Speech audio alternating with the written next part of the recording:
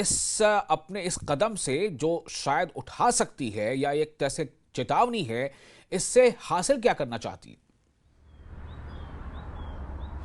बिल्कुल विशाल। दरअसल हिमाचल सरकार ने कोशिश की थी पहले कि वाटर सेस के माध्यम से हिमाचल प्रदेश की आय को बढ़ाया जाए, क्योंकि हिमाचल प्रदेश में पावर जनरेशन आय का एक बहुत बड़ा साधन है और जी। पावर जनरेशन के माध्यम से ही हिमाचल सरकार अपनी आय में बढ़ोतरी करना चाह रही थी।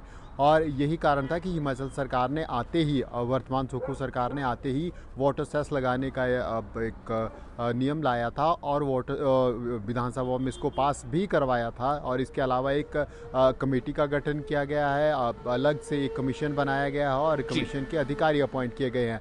लेकिन अधिकांश परियोजनाओं ने वाटर सेस देने से मना कर दिया, जिसके बाद मामला तब हाई कोर्ट पहुंचा जब केंद्र सरकार के उपक्रम, चाहे वो SJVNL है, अब इसके अलावा जो अन्य उपक्रम हिमाचल प्रदेश में केंद्र सरकार के हैं, जिन जल विद्युत परियोजनाओं में केंद्र सरकार की हिस्सेदारी है, उन परियोजनाओं ने वाटर सेस देने से मना कर दिया। इसके अलावा कुछ प्राइवेट फर्म्स भी हैं, उन्होंने भी वाटर सेस देने से मना कर दिया। इसके बाद केंद्र सरकार की तरफ से एक चिट्ठी निकाली गई, एक आदेश निकाला गया पूरे देश में सभी राज्यों को कि जहाँ जहाँ केंद्र सरकार के उपक्रम हैं, उनसे जहाँ जहाँ केंद्र सरकार की हिस्सेदारी है जिन परियोजनाओं में, या फिर पूरी तरह से केंद्र सरकार की परियोजनाएं हैं, जी। जो जल विद्युत परियोजनाएं हैं, उनसे वाटर सेस नहीं लिया जाए। क्योंकि केंद्र सरकार की तरफ से जो अधिसूचना जारी की गई उसमें कहा गया कि वायु और सोलर और पानी, ये ऐसी चीज़ें हैं जो केंद्र सरकार के अधीन आती है, तो इसमें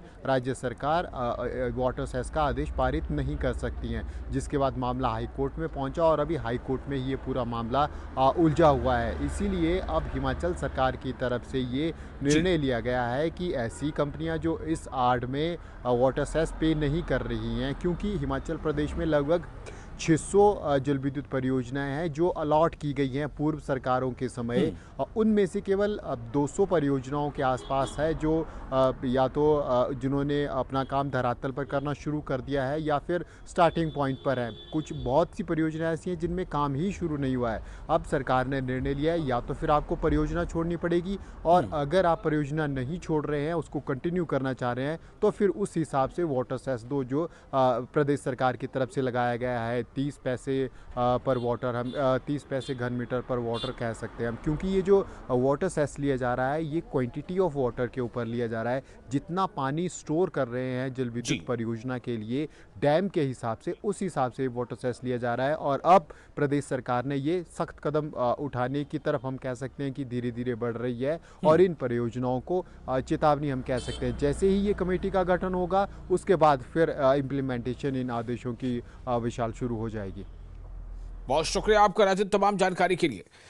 तो सरकार का ये कदम उसे कुछ आर्थिक दृष्टि से कहीं बल दे सकता है, लेकिन ये एक तरह से चेतावनी भी है उन कंपनियों के लिए।